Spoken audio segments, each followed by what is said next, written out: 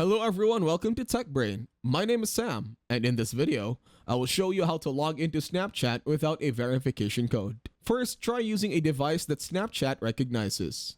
Logging in from a familiar device can help Snapchat verify your identity more easily.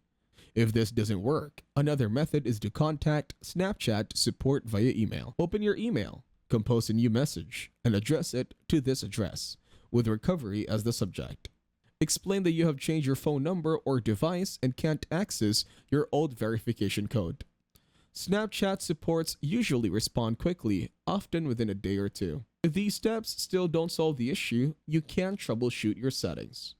Go to your device settings, find the message or SMS options, and ensure that iMessage is enabled.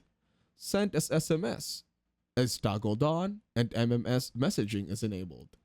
Also make sure that filter unknown senders is disabled. Adjust these settings can improve how you receive verification codes.